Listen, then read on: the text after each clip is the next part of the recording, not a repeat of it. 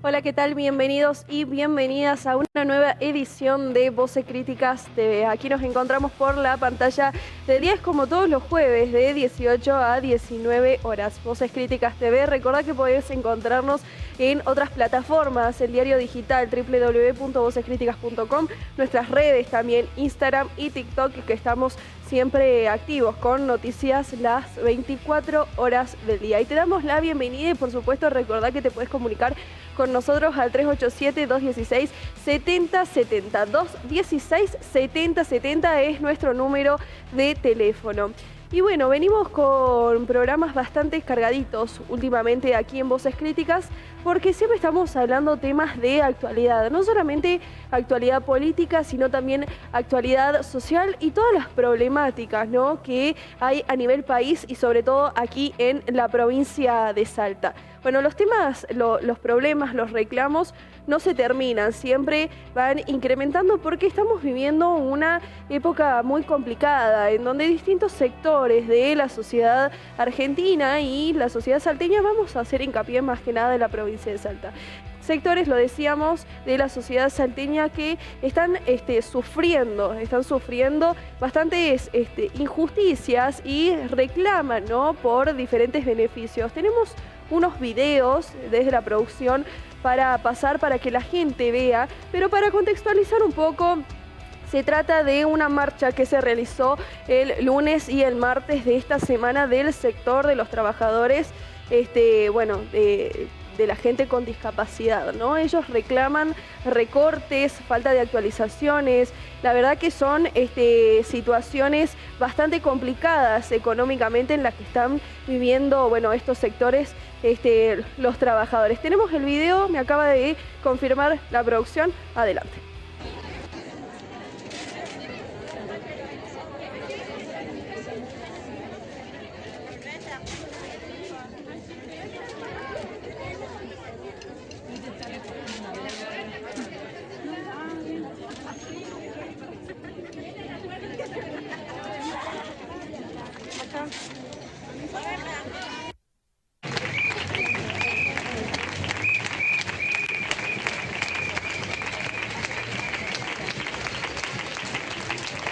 Organicémonos, somos los únicos, en las calles los padres, somos los únicos que vamos a dar una solución. Les pido por favor, estamos armando el grupo, nuestros hijos en este momento le están negando el derecho a la educación y a la salud. Así es.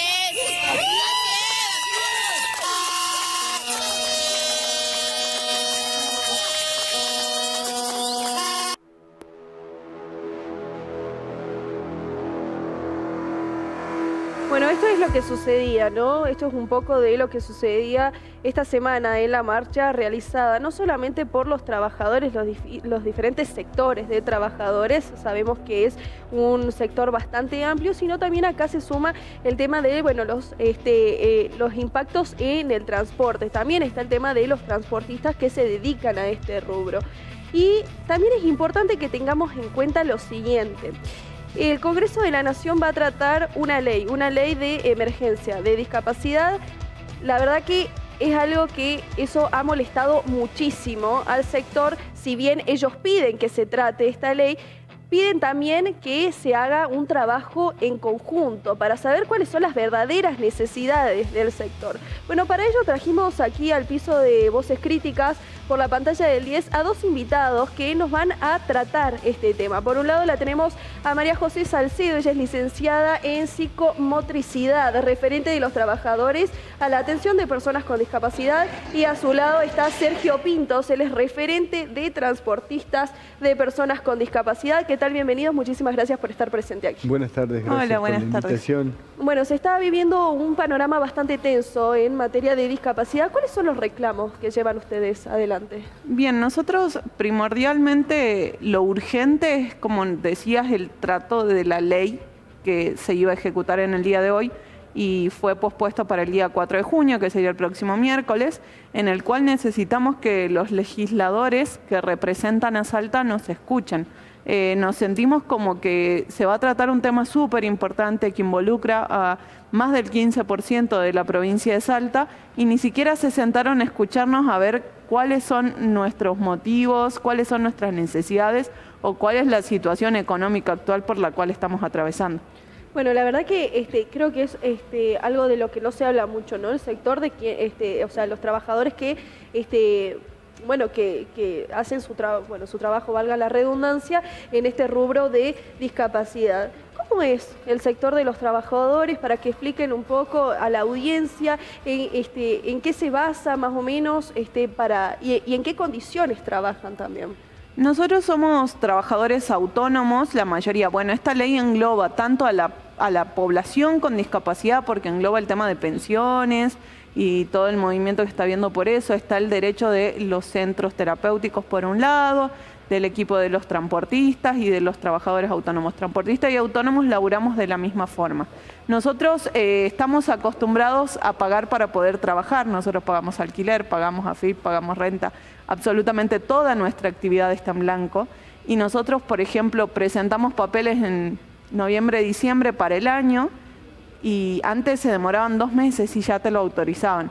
Hoy en día, como eso no lo regula nadie y está demasiado libre, estamos en junio ya casi y todavía no está autorizado. De ahí nosotros a mes vencido podemos empezar a facturar. Por ejemplo, que ahora nos autoricen marzo de un niño que seguramente lo vimos en febrero y eso ya queda en el olvido. Nos autorizan marzo, lo presento en julio y lo cobro a los 90 días. O sea, cuando hay una demora tan amplia en las autorizaciones se complejiza aún más. Pero bueno, estamos diciendo que de este año debemos haber cobrado entre el 5, el 10 o el 15%, dependiendo de los colegas. No hemos cobrado más de marzo, hemos cobrado en algunos casos febrero o en algunos casos ni se autorizó. Ahora bien, ¿no? Porque esto es un poco de lo que se hablaba. Hay algunos trabajadores de este rubro que, por ejemplo, quienes son acompañantes terapéuticos, pueden llegar a cobrar la hora, más o menos cuánto, o sea, están realmente desactualizados en el cobro de los haberes. Encima de las demoras se nos suma a que siempre estuvimos un poco desactualizados con respecto a cuánto es nuestro valor profesional ético que dictan nuestros colegios profesionales. Los acompañantes terapéuticos que vos nombrás justamente ni siquiera están contemplados en esta ley, que es peor porque deja que la obra social decida cuánto te paga la hora, si quiere o no quiere pagártelo. Hoy en día les están pagando 4.000 pesos y deberían de estar cobrando más de 10.000. Y en los profesionales, por ejemplo, estamos con la hora en 12.800 pesos aproximadamente, y mientras que en los colegios profesionales de la provincia estamos entre los 16 y los 18, y a nivel nación ya llegando casi a los 25. Porque tengamos en cuenta que para poder brindar un módulo de atención, nosotros tenemos que, además de tener la formación profesional, tener un seguro de mala praxis, tener todo lo que es hasta limpieza, papel higiénico, resmas de hojas. Es un movimiento muy grande, ¿no? Además de tener todo lo que es el sistema de rentas y de arca al día. Bueno, en este caso también se suma el reclamo de los transportistas, ¿no? Los transportistas de personas con discapacidad. Vamos a charlar con Sergio Pintos, él es el referente para que también nos cuente cuál es más o menos la situación que ellos están viviendo, si bien María José ya recalcaba, ya aclaraba en realidad que tienen más o menos la misma situación. Sí, es verdad, tenemos la misma situación y también sabés que el precio se regula a través del ANDIS y la superintendencia, que ellos son los que regulan el precio de todos los servicios que atinan a las personas con discapacidad. En el caso del transporte en particular, el kilómetro, porque nos regimos por kilómetros, vale 570 pesos, 571,46 más exactamente. Y debería valer 1 litro de nafta, que 1 litro de nafta sale casi 1.500 pesos. La desactualización se ve marcada o más marcada en este tiempo, en este año, porque en este año los incrementos de nuestros servicios, tanto profesionales como nosotros los transportes, fue de 0. Desde enero para esta parte nuestros incrementos de servicio fueron 0.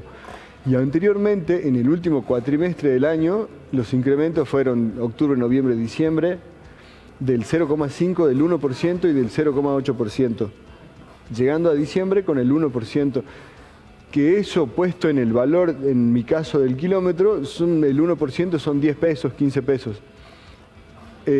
También hay que decir que este problema es histórico.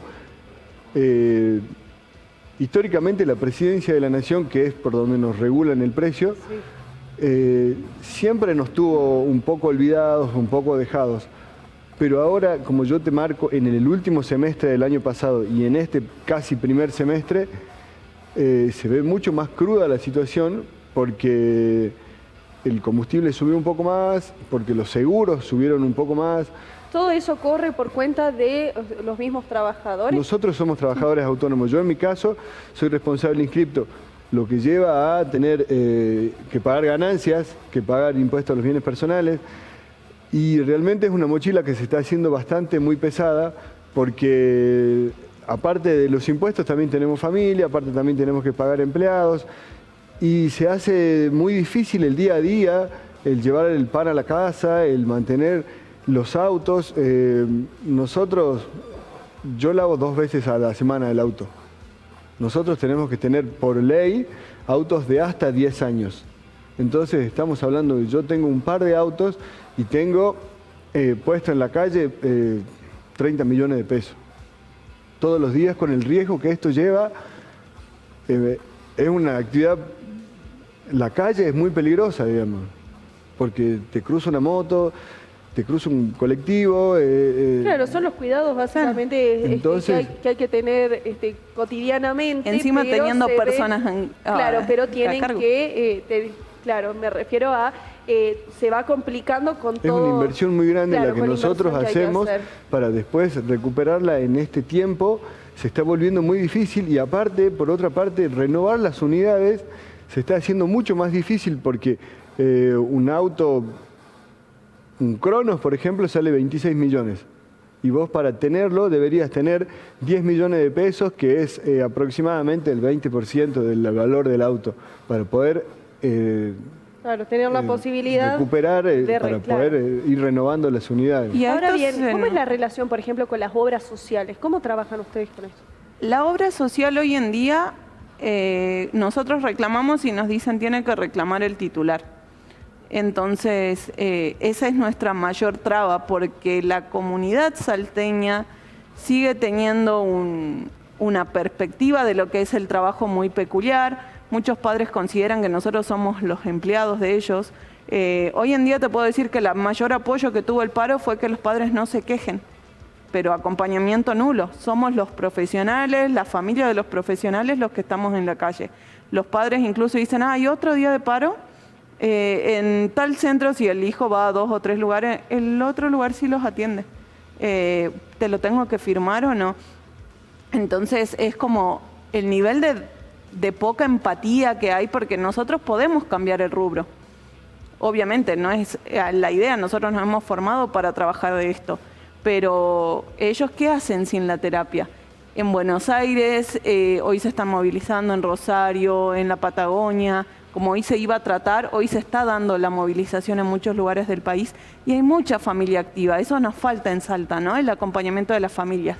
Sí, como se vio en el video que pasaron, nos tocó que el lunes nos ha acompañado una comunidad de familias de lo que es una asociación que se llama Sacra, que tiene un par de centros, y que ellos al cortar el servicio por más de una semana son por ahí familias que trabajan con adultos, que están más implicados en el día a día y en lo que significa perder una terapia. En el caso de los niños, que por ahí es el caso que vemos la mayoría de los trabajadores autónomos, no nos sentimos acompañados, ¿no? Y hemos tratado de hablar en estos días porque el paro se repite la semana que viene, el día 4, el día que se va a tratar la ley, vamos a tener que volver a salir a movilizarnos, se va a hacer en todo el país para que puedan visualizar o dar una magnitud de qué es el nivel de urgencia que estamos pasando. Claro, y también qué es lo que están viviendo ustedes. Ahora bien, ¿no? Yo creo que más que falta de empatía es una falta de información, porque hay una desinformación total sobre el tema, porque tal vez lo vive a quienes les toca, no solamente a los trabajadores, sino también a las familias que tienen hijos con discapacidad. Y creo que pasa en todos los rubros que tienen que ver, por ejemplo, con niños con discapacidad o tal vez la psicología, la psicopedagogía, que no hay tanta información sobre el tema. Incluso varios colegas se quejaban, pero ni los colegios profesionales, más allá de poner un cartelito en Instagram, tampoco hicieron.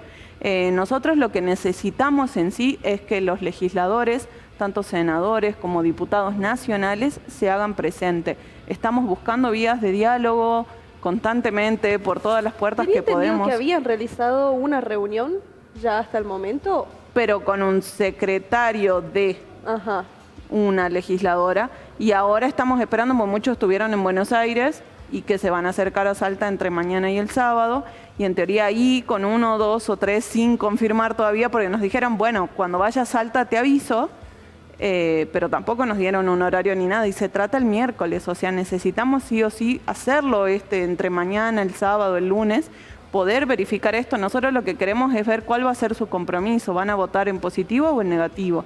En particular, lo que vos me decís seguramente es la comunicación que tuvimos con Emilio Orozco, en realidad con su secretaria acá en Salta, para poder ver, porque ella votó en negativo. Entendemos que por ahí es una cuestión más de idea, de partido, de lo que sea, pero en teoría está representando toda una comunidad que votó, que va a seguir votando y que necesita otra respuesta en esta ley en particular. Básicamente votó en negativo porque está, sabemos, Emilio Orozco pertenece a lo que es la Libertad Avanza y está en contra, ¿no?, de esto de que el Estado ayude a los sectores. Más lo que nos nombran es el tema de las pensiones y esto que está todo englobado. Al poner la palabra ley de emergencia, engloba a toda la comunidad entera. Entonces, con todo el tema y la polémica que hubo con el tema de las pensiones, hemos quedado englobados todos ahí.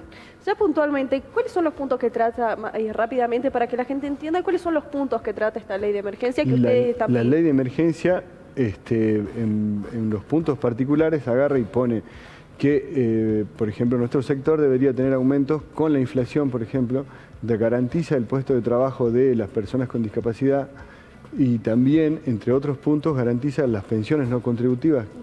Esos serían los puntos a grandes rasgos que trata la ley. Hay un punto en particular, perdón, que nos interesa sobremanera y que nos hemos enterado en estos días, y que es que todos tenemos planes de pago eternos en ARCA, y en esta ley está contemplado evaluar la situación en cuanto a los impuestos, a la parte impositiva. Por ejemplo, yo aplaudo que los médicos no paguen hoy en día impuestos a las ganancias, pero nosotros también somos salud. Entonces, por ahí está todo esto planteado, al menos en la ley, que está muy bueno que pase. Porque, como te digo, nosotros emitimos facturas tal vez en marzo, pero la vamos a estar cobrando en agosto, y los impuestos, el IVA, la ganancia de eso, la tenemos que tener pagada mucho antes de cobrarlo. No tiene lógica. Nadie nos pregunta, che, ¿esto que estás pagando, ya lo cobraste? ¿Tuvieron respuesta luego de la marcha que realizaron? Tengo entendido que fue el lunes y el martes de esta semana, y se va a volver a realizar una nueva marcha. ¿Tuvieron respuesta después de la movilización que hicieron? La respuesta, yo creo que la mejor respuesta son la de los colegas. Hubo más de 30 centros, 30 y pico de centros que nos acompañaron, equipos interdisciplinarios que tienen consultorios, donde están los fonoaudiólogos, kinesiólogos, muchos profesionales, acompañantes terapéuticos. También se acercó la familia. El día martes también se acercó la Asociación de Transporte. Creo que eso sí es importante para mostrar una unidad. Y dentro de esto, dentro de este sentido, el intendente, en particular en lo municipal, el intendente la semana pasada pasó un proyecto de ley al Consejo Deliberante para que los taxis y los remises no paguen patente. Y nos comunicamos con concejales pidiéndole que los transportes también estén incluidos ahí. Y bueno, punto a favor, los transportes también van a estar exentos de patente, que eso es una buena noticia, y eso viene a colación detrás de toda esta movilización. De la visualización. Bueno, eso es una noticia que no se estaba corriendo mucho por los medios, me parece muy interesante repetir. Me parece una cosa muy buena, de que bueno, a estas cosas sí hay que ponerle nombre. Yo personalmente me comuniqué con Eliana Chuchuy y ella se mostró bastante abierta a lo que nosotros le planteábamos. Y en el día de ayer, que se estaba tratando la ordenanza, nos incluyeron en la ordenanza y por esto, bueno, los transportes también van a no pagar el impuesto automotor, que me parece una buena noticia. Bueno, un punto a favor, la verdad que es una noticia muy importante, no se estaba corriendo por los medios de comunicación este tema, vamos a armar un titular sobre eso en nuestra página web. Es una noticia de ayer. Primicia, tenemos la primicia aquí en Voces Críticas. Bueno, nosotros ya nos tenemos que ir a la pausa, les agradezco por haber venido. Gracias a ustedes por el Críticas. espacio. Bueno, vamos a dejar el video nuevamente de la marcha de lo que fue esta semana y recordemos que la próxima semana, el día 4, se va a realizar una nueva marcha de todos los trabajadores del sector de discapacidad. Ya volvemos.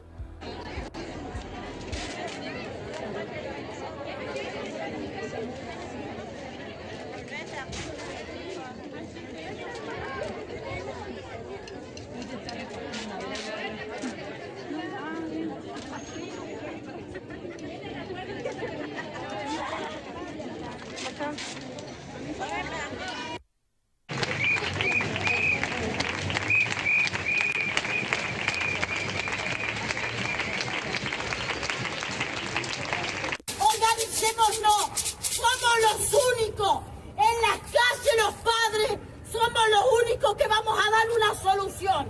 Les pido por favor, estamos armando el grupo, nuestros hijos en este momento le están negando el derecho a la educación y a la salud. Así es.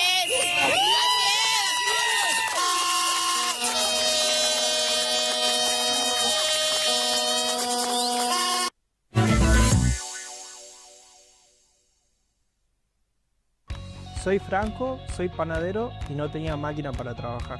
Soy Fernando, arreglo celulares y no tenía herramientas para trabajar. Soy Claudia, soy costurera y no tenía máquinas para trabajar. Soy Sofía y no podía trabajar porque no tenía quien me cuide a mi bebé. Esto ya no es un problema en la ciudad de Salta.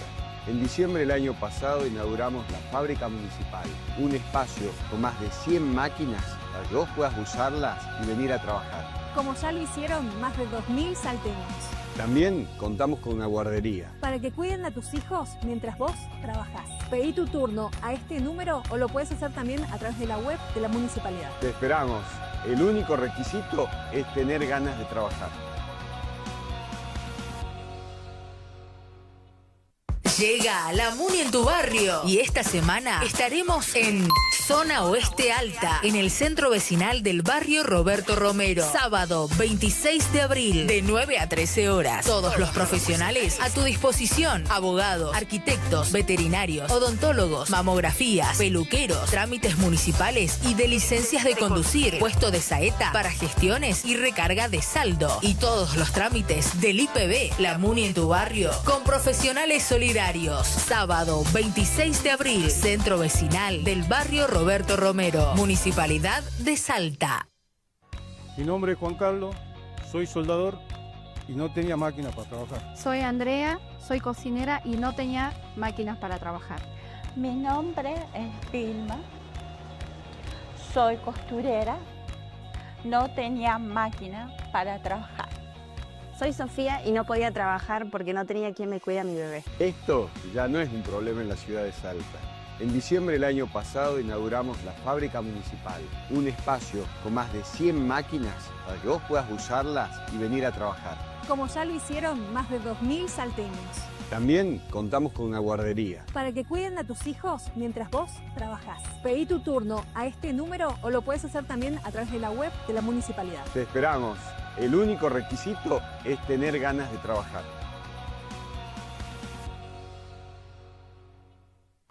Soy Franco, soy panadero y no tenía máquina para trabajar. Soy Fernando, arreglo celulares y no tenía herramientas para trabajar. Soy Claudia, soy costurera y no tenía máquinas para trabajar. Soy Sofía y no podía trabajar porque no tenía quien me cuide a mi bebé. Esto ya no es un problema en la ciudad de Salta. En diciembre del año pasado inauguramos la fábrica municipal, un espacio con más de 100 máquinas para que vos puedas usarlas y venir a trabajar. Como ya lo hicieron más de 2.000 salteños. También contamos con una guardería. Para que cuiden a tus hijos mientras vos trabajás. Pedí tu turno a este número o lo puedes hacer también a través de la web de la municipalidad. Te esperamos. El único requisito es tener ganas de trabajar. Llega la Muni en tu barrio y esta semana estaremos en Zona Oeste Alta, en el centro vecinal del barrio Roberto Romero. Sábado 26 de abril, de 9 a 13 horas. Todos los profesionales a tu disposición. Abogados, arquitectos, veterinarios, odontólogos, mamografías, peluqueros, trámites municipales y de licencias de conducir. Puesto de...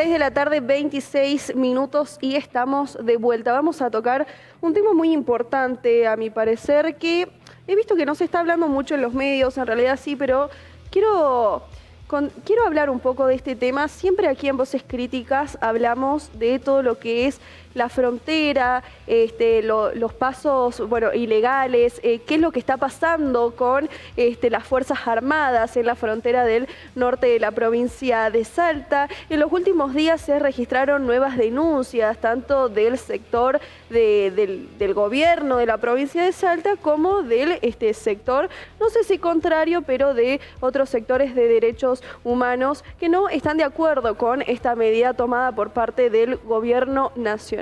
Para todos aquellos que no saben, el plan Güemes se está desarrollando en el norte de la provincia de Salta y en el marco del plan Güemes se ha desarrollado otro programa que se llama el Plan Roca. ¿En qué consiste esto? En que las Fuerzas Armadas estén presentes en todo lo que es la frontera del norte de la provincia de Salta, no solamente en Aguas Blancas, sino también en Salvador Maza, que son los dos lugares que tienen frontera aquí en la provincia.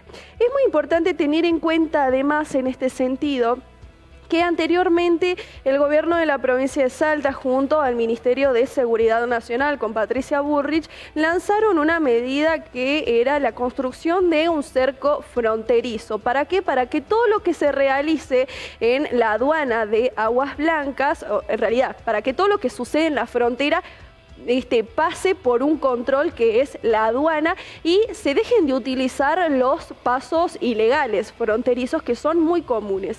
A ver, todos decían de qué iba a servir un cerco fronterizo de 2 metros. Bueno, lo hicieron con el objetivo netamente de esto, que todo sea controlado por la aduana. Pero ¿qué pasa? Hay pasos que todavía, al ser ilegales, cuesta un poco más irlos controlando y lógicamente también por aquellas personas que saben medianamente cómo transitarlos. Se lo hace como una medida para combatir no solamente el narcotráfico o intentar combatir el narcotráfico, que es una de las problemáticas más grandes, yo siempre lo digo, aquí en la provincia de Salta, sino también el contrabando de mercadería, del paso de mercadería en realidad de Bolivia a Argentina o viceversa. Bueno, ¿qué fue lo que pasó? En los días anteriores, Adrián Cigarán, que recordemos que es el interventor de Aguas Blancas, puso una denuncia, en realidad dijo que había una aduana paralela. Lo declaró entre comillas. ¿Por qué? Porque no es una aduana verdaderamente. Se llama Finca Karina. Es una finca que funciona para que las personas puedan pasar de manera ilegal, lo vamos a decir así, de un lugar, es decir, de Salta a Bolivia. Obviamente esto no tiene control alguno, según dijeron, Finca Karina pertenece a una ciudadana boliviana y se creó en la época de pandemia con el fin de facilitar los pasos de un lugar a otro. Bueno, esto trajo muchísimos problemas, no solamente desde el sector del gobierno, tanto provincial como nacional, sino también de sectores de derechos humanos y otros sindicatos referentes, que, por ejemplo, un sector de derechos humanos realizó un habeas corpus en contra de esta medida de militarización, porque dicen que los militares no están capacitados para ejercer tareas de policías y que van en contra de la libertad ambulatoria y lógicamente repercute más en los pueblos originarios y también en los trabajadores informales. Bueno, hoy al piso de Voces Críticas trajimos a Virginia Cornejo. Ella es directora nacional del Control de Fronteras y Vigilancia. Y del otro lado trajimos al doctor Martín Plaza, abogado y miembro de la Mesa de Derechos Humanos en Salta, y Jorge Pampero, secretario de Cibara, Sindicato de Vendedores Ambulantes. ¿Qué tal? Bienvenidos, muchísimas gracias a los tres por estar presentes. Bueno, más que nada hablar, ¿no?, de esto, de la creación, en realidad de la denuncia de Finca Carina. ¿En qué consiste? ¿Qué es lo que sucedió? ¿Y cómo está haciendo el gobierno para combatir, ¿no?, bueno, esta nueva aduana paralela, como se la llama? Puede decir aduana paralela. Entre comillas lo habían dicho. Esto, en tal caso, podríamos decir un paso clandestino. Que tiene larga data, no es que empiece hoy a funcionar ese lugar, donde Gendarmería actúa en forma constante sobre la margen del río y a su vez también sobre el ingreso de esta propiedad privada. Tengo que aclarar que, de acuerdo a la información que yo tengo, no es de ciudadanos bolivianos.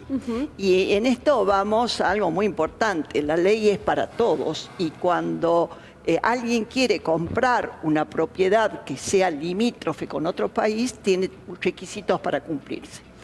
Y en este caso, las cédulas parcelarias nos muestran de que esos requisitos han sido cumplidos. Pero yo pondría un condimento más a esto.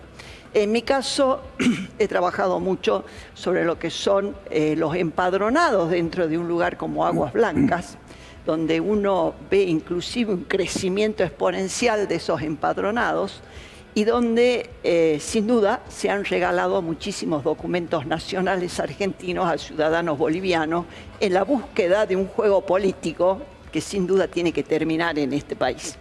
Eso en cuanto a Finca Carina. Justamente en el día de ayer se hizo un procedimiento, procedimientos que se hacen en forma constante, pero que son procedimientos dinámicos. Hoy intervengo sobre Finca Carina, mañana sobre la 50, pasó mañana sobre Trementinal, que no se pueden estar anunciando porque si no estaríamos alertando a quienes cometen ilícitos. Así que hay que aclarar que son innumerables los pasos ilegales también, ¿no? Pero está relacionado también con la geografía que nosotros tenemos en nuestra provincia, ¿no? Hasta hace muy poco no teníamos ni siquiera un control de nuestras aguas. Nuestro río Bermejo estaba en manos del control de Bolivia y no en manos del control de los argentinos. Hoy podemos decir que es una situación que se va normalizando, que quienes toman una chalana tengo entendido que los gomones no están habilitados, pero bueno, quien toma una chalana están bajo un control, bajo el cumplimiento de las normas vigentes. Parece que en este país nos hemos olvidado, en nuestro país, parece que muchas veces nos hemos olvidado que las leyes son para cumplir, ¿no? Y en este caso se está trabajando. Después hablaba sobre la militarización de la frontera. Yo quiero decir algo. Yo entiendo muy bien los derechos humanos hacia atrás y entiendo muy bien los derechos humanos hacia adelante. Hoy, la ministra en una conferencia de prensa dio a conocer que se tomaron prisioneros de una célula terrorista muy peligrosa que viene de Venezuela, que se llama el Tren de Aragua, en la Argentina. En nuestro país, el riesgo de que lleguen las células terroristas y que todos sabemos, o por lo menos muchos sabemos, lo que esto significaría. Si nosotros no hacemos un verdadero control de nuestras fronteras, este es un riesgo real. El haber tomado prisionero a 12 prisioneros relacionados con el Tren de Aragua, seguirá toda la investigación, y que quien comandaba estaba dentro de las cárceles argentinas, nos advierte la necesidad de un control exhaustivo en nuestra frontera y que este debe hacerse justamente con quienes pertenecen a las fuerzas más que militares, te diría, el Ministerio de Defensa de nuestro país.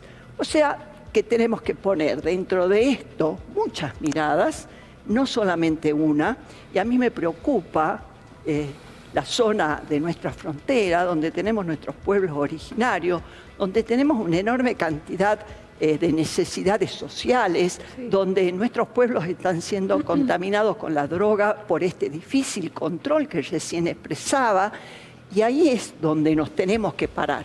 Dentro de la ley toda, fuera de la ley nada. Me parece perfecto que quienes opinan distinto vayan a la ley, vayan al lugar que va a definir si esto está bien o no está mal. Habeas corpus, una intervención de la justicia con esta mirada distinta es donde se tiene que definir. Y ahí volvemos también a lo que es las denuncias que muchas veces se hacen sin la verdadera, sin los argumentos precisos. Sin el verdadero respaldo de la justicia. Yo digo, y tengo entendido que nuestra justicia federal, en nuestro norte, está esperando denuncias específicas de las cosas que muchas veces se dicen para poder actuar, y esto en cuanto a Karina, en cuanto a Aguas Blancas, en cuanto a las problemáticas graves que se vivían en esta que había sido abandonada por quienes no les interesaba la frontera, que hoy se está en la búsqueda de la recuperación de las mismas, la recuperación de la tecnología, el acompañamiento a nuestras fuerzas federales y, por supuesto, a devolverle a la Argentina esa seguridad que necesita para su crecimiento. Bueno, y hablando netamente de lo que es las organizaciones de derechos humanos que comentaba la directora nacional del Control de Fronteras y Vigilancia, Virginia Cornejo, voy a volver a hacer hincapié en esta noticia que nosotros hemos tratado esta semana, que es el tema del habeas corpus colectivo y preventivo, ya que las organizaciones de derechos humanos establecen que va en contra de la libertad ambulatoria y que lógicamente afecta más que nada a las comunidades originarias. Vamos a charlar, en este sentido con el doctor Martín Plaza para que nos comenten en qué instancia se encuentra este habeas corpus y qué fue lo que los llevó a realizar este tipo de medida. Bueno, justamente como vos mencionabas, presentamos el día lunes en la Justicia Federal un habeas corpus colectivo preventivo que tiene como objeto principal hacer cesar cualquier tipo de procedimiento que disponga la privación o la restricción de la libertad ambulatoria de personas civiles por parte de las Fuerzas Armadas. En consecuencia, hemos solicitado la inconstitucionalidad tanto del decreto 1112 del año 24 como así la resolución ministerial 347 del Ministerio de Defensa de la Nación de este año, ambos por ser instrumentos que entendemos contrario a las garantías convencionales y constitucionales más básicas, como sea la libertad ambulatoria, el debido proceso, el juez natural, entre otros. Y así también le hemos solicitado una medida cautelar, es decir, hasta tanto se resuelva la cuestión de fondo, que el Estado Nacional se abstenga de aplicar el artículo 11, particularmente este decreto que mencioné, como así también cualquier otro instrumento que permita la detención o que habilite la detención de civiles por parte de las Fuerzas Armadas. Esto porque entendemos que es una habilitación en asuntos de seguridad interior por parte de las Fuerzas Armadas y desdibuja las competencias que están atribuidas por la Constitución, por la Ley de Seguridad Interior, por la Ley de Defensa a las distintas fuerzas. Así como mencionaste recién, claramente la competencia distinta que tiene cada una de las fuerzas, sobre todo las Fuerzas de Seguridad Interior y las Fuerzas Armadas, ambas atribuidas por Constitución y leyes nacionales, justamente también determina la capacitación que tiene cada una de las fuerzas. Y sostenemos que habilitar a las Fuerzas Armadas a detener civiles en flagrancia claramente no son aspectos para los cuales están capacitados los agentes de las fuerzas. Además, un punto que claramente nos preocupa es que esta detención de civiles, si bien está en un apartado en el decreto de necesidad de urgencia sancionado por el presidente en diciembre del año pasado, particularmente el ministro de Defensa se refiere a esta facultad de las Fuerzas Armadas en la regla de empeñamiento, que están como un anexo a la resolución ministerial que recién mencioné de manera secreta. Es decir, cuando uno quiere ver el procedimiento mediante el cual van a detener civiles, figura de manera anexa. Entonces también hemos solicitado mediante esta acción colectiva y preventiva que se ordene desclasificar esto, es decir, porque vulnera cualquier tipo de procedimiento, cualquier tipo de principio de legalidad, uno no puede saber bajo qué argumentos lo pueden detener y sobre todo cuál va a ser el procedimiento en caso de una detención. Entonces estamos hablando de dos problemas sustanciales. Primero, que las Fuerzas Armadas no están capacitadas para generar detenciones civiles y por otro lado, que también no conocemos cuál puede ser el procedimiento que la lleve a las Fuerzas Armadas a hacer este tipo de detenciones.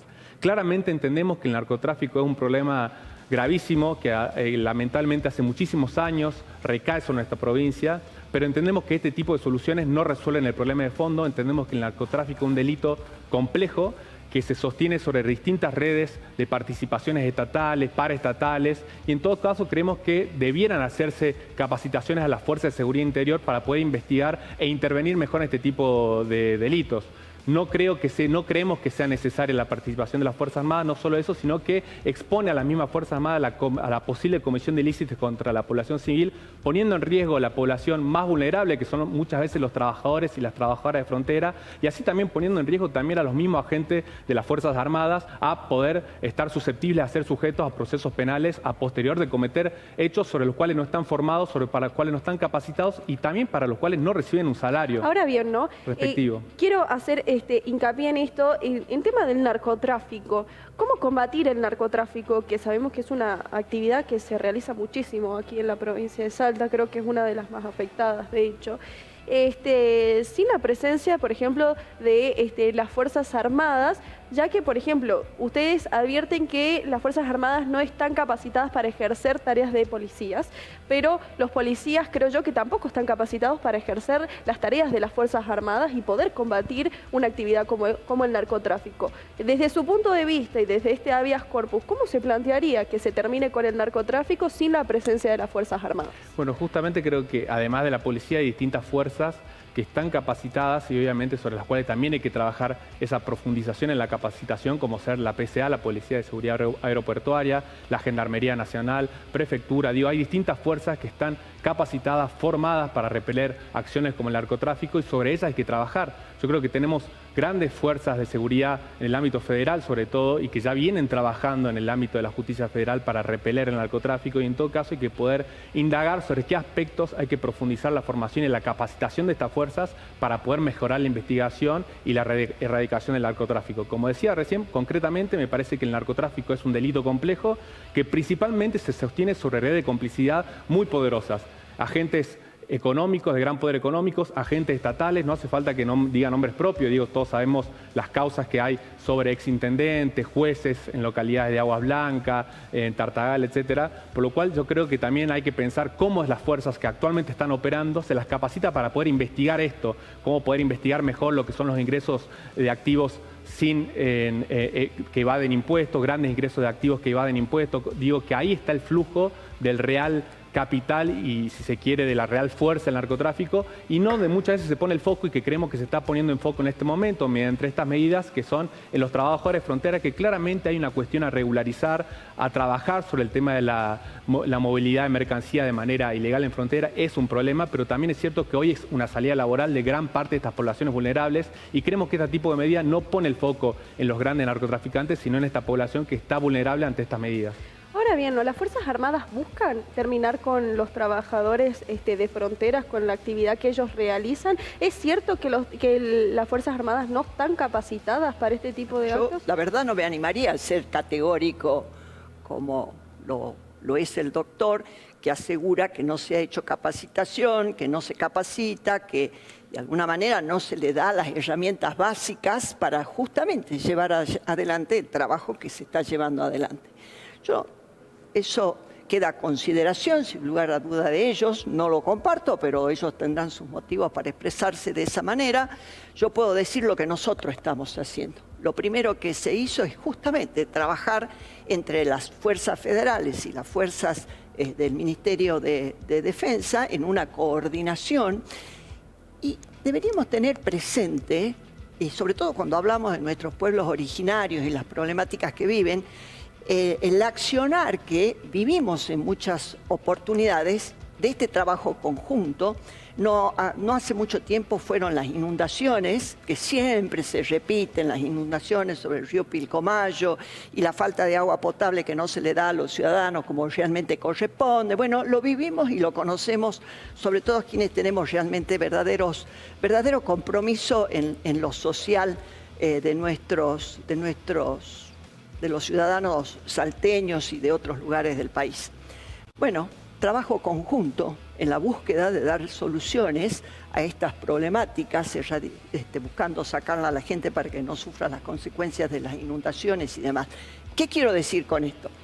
Está clarísimo que pueden trabajar en forma conjunta, que se capacitan para poderlo hacer en forma conjunta y que nosotros tenemos que lograr los objetivos de la seguridad que se están buscando. Por eso hice especial mención a lo que es haber encontrado dentro de nuestro país células terroristas del Tren de Aragua, que estamos hablando de seguridad interior justamente, que han sido hoy día declarado este tema y expuesto este tema por la ministra de Seguridad, Patricia Bullrich. Así que bueno, ahí queda a consideración de los ciudadanos. Me hiciste una pregunta y te la quiero contestar. Sí, no estamos en contra de los trabajadores de frontera, ellos lo saben perfectamente. Hoy tuve una reunión con una trabajadora de frontera, tratamos de que se encamine todo esto de una forma que el trabajador de frontera pueda seguir haciendo ese trabajo, que se busque también revertir situaciones difíciles. Esto es un compromiso que tiene que tener la provincia de Salta con este tema para generar nuevas fuentes de trabajo, para generar inclusive lugares que se denominan en muchas partes como terminales de carga, donde ellos puedan llegar, puedan hacer ese intercambio de mercadería y demás. Todo esto es un trabajo que necesitamos coordinar, organismos provinciales, organismos nacionales. Nosotros tenemos migraciones, tenemos aduana, tenemos SENASA, tenemos todas nuestras fuerzas federales, tenemos hoy esta posibilidad. Termino y usted verá, expondrá su punto de vista. Adelante. Ya pasamos por usted. Si nosotros nos vamos a los hechos, en los hechos fueron castigados quienes cometen ilícitos. Se han destituido intendentes, se han destituido jueces, se han metido preso policías, se ha descubierto tráfico de droga hasta en ambulancias. Esos son los hechos reales.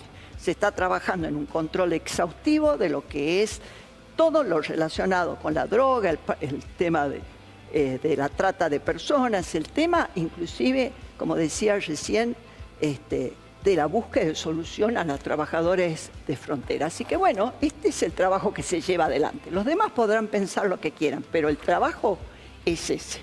Yo creo que no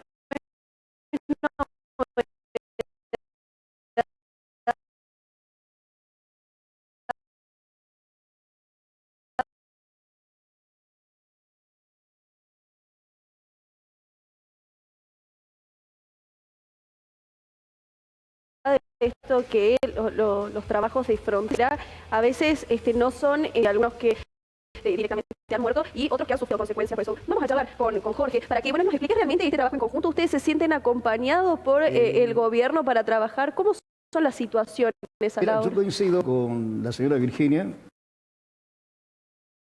en que en un anterior había una dirección, creo que estaba a cargo del Indio Godoy, en el cual creo que no se hizo nada. La verdad que dejó mucho que desear, ¿no? Es por eso capaz que se deben todos estos problemas ahora.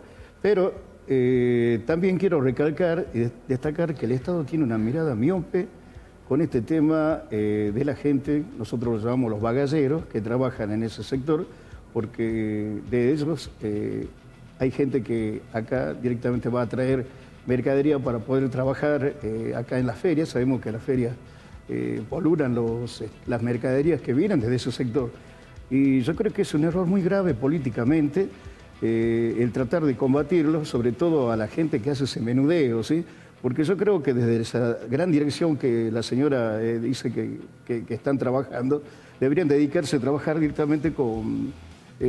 deben tener informantes, a trabajar con algún medio que realmente vayan a atacar a esa gente la que es, digamos, responsable de ese narcotráfico, ¿no? ¿Y por qué decía yo que el Estado comete un gran error político? Porque causa un desequilibrio social y no hemos dado cuenta. Usted mencionaba hace un rato que hubo hasta muertes, golpes, y son gente nuestra, descendientes de originarios, descendientes de algunos del país hermano, del país vecino, y yo creo que ya tienen documento argentino y bueno, por ende están bajo la Constitución. Y yo creo que dejarle sin ese trabajo que hacen para sobrevivir y subsistir más que nada en esa región, no está tomado bien en cuenta, ¿no? Yo creo que tendrían que estudiar más ese tema porque destaquemos que nosotros somos la variable de la economía capitalista. Aparte, es dable mencionar, ¿no?, que si nosotros no estaríamos, yo creo que no toda la gente puede ir a comprar con tarjeta a los negocios grandes, y son ellos los que traen la mercadería de acá, son mayoristas algunos, y el cual nosotros podemos revender, ¿no?, porque realmente el vendedor ambulante es la reventa.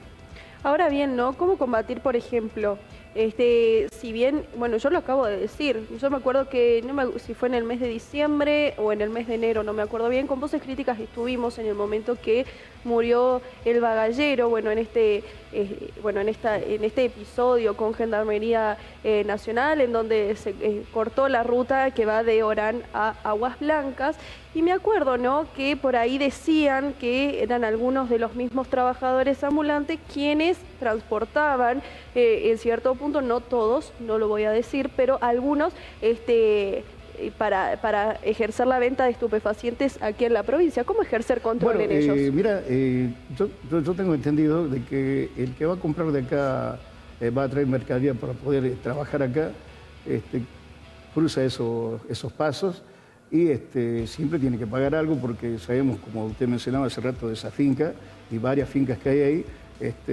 son las que cobran unos pesos que se ganan ellos, ¿no?, por pasar por esos lados. Pero cuando uno va y obtiene esa mercadería, yo creo que lo está tratando de hacer lo más legal posible, y yo creo que cuando llegamos acá es cuando podemos ofrecer esa variable que le decíamos al ciudadano, ¿no? Así que yo creo que dejarle sin trabajo a esa gente es un error fatídico, ¿eh? Bueno, volviendo al tema, por ejemplo, de esta medida de habeas corpus que se ha realizado el día lunes, ¿cuáles fueron las respuestas que tuvieron acerca de esto? ¿El gobierno nacional va a frenar esta medida o todavía se está viendo en la justicia? No, por parte del gobierno nacional no hubo ninguna respuesta, y bueno, el juzgado está deliberando, ya se le corrió vista a la Fiscalía Federal, así que estamos en espera de cuál es la respuesta, que esperamos sea pronta y efectiva, propia de la acción que hemos presentado, que es un habeas corpus, que justamente busca tutelar derechos fundamentales. Por eso también requerimos una pronta respuesta. Sí, en relación a lo que decía Virginia también, me parece que es importante entender que incluso, si es cierto lo que manifestó, yo no la escuché a la ministra, ya tienen las herramientas legales para la intervención de las Fuerzas Armadas en caso de una célula terrorista. Ya forma parte de la Ley de Seguridad Interior, existe el grupo de apoyo, el comité de crisis, ya hay dispositivos para que coordinen la actuación entre Fuerzas Armadas y Seguridad Interior. Lo que nosotros estamos en contra, claramente, que se habilite de manera indiscriminada, como se está habilitando con estas herramientas legales, a la detención de civiles en flagrancia, como se establece, y sobre todo mediante un procedimiento que sigue bajo reserva, que no conocemos cómo es y que claramente vulnera derechos y garantías constitucionales. No tenemos problema con ninguna de las fuerzas, sino que las cosas se hagan bajo el manto del Estado de Derecho y la Constitución Nacional. ¿Es cierto esto que las Fuerzas Armadas ejercen este tipo de actos sobre los civiles? ¿Se ha realizado este tipo de casos, por ejemplo, para la gente, para los trabajadores informales o la gente de los pueblos originarios? Bueno, cuando uno dice algo, y si lo dice públicamente, lo tiene que demostrar. O sea, por eso yo puse sobre la mesa actos concretos que se vienen haciendo desde que se tomó nuevamente en cuenta nuestras fronteras norte a través de la presidencia de Javier Milei y a través del ejercicio en el Ministerio de Seguridad de Patricia Bullrich. O sea, se han destituido jueces federales, provinciales, esto que acabo de decir, son hechos, no son dichos. Cuando yo digo algo, lo debo demostrar. Cuando digo que voy en contra de los trabajadores de frontera, bueno, a ver cuáles son los hechos que se produjeron en contra de los trabajadores de frontera. Vos trajiste acá a la mesa la figura de nuestro interventor de Aguas Blancas, Adrián Cigarán, con quien trabajamos sin ningún inconveniente, pero que él pide un mayor control, que se cierre esta finca Carina, donde mi amigo sabe perfectamente que es el lugar donde se estaciona, donde se descargan donde se descargan 200 vehículos habían visto ayer cuando actuó Gendarmería. Y vos sé que todo en la vida hay que analizar y vas a encontrar algún motivo que puede ser inclusive tomado en cuenta. En Finca Carina ellos tienen estacionamiento para los vehículos, 200 vehículos, lo dijiste vos, no yo. Bueno, 200 vehículos, sí. Cosa que no es posible en el municipio de Aguas Blancas porque no existe ese espacio para esos 200 vehículos.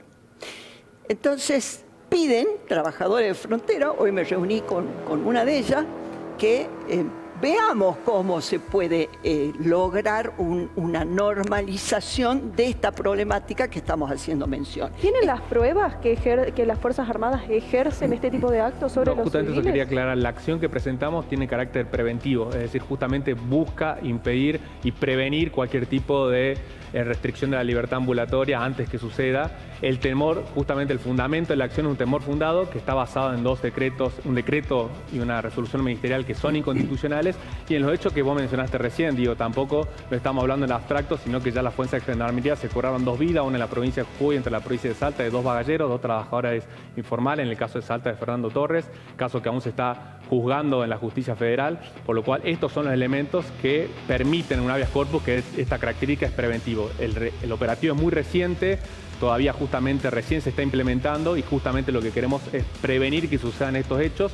Y sí, por último, creo que también hay que ponerse a fijar en otros modelos donde ha sido efectivo este tipo de medidas. Digo, se toman modelos como el de Estados Unidos y si uno va a las tasas de delito, la militarización de la frontera no solo que no ha disminuido el delito de narcotráfico, sino que ha incrementado las tasas de violencia. Entonces yo también le pregunto a Virginia dónde que efectivamente ha servido este tipo de modelos y políticas de seguridad. Antes de despedirnos, una última pregunta por sí o por no. ¿Creen que los trabajadores de frontera están sufriendo con la presencia de las Fuerzas Armadas en este momento?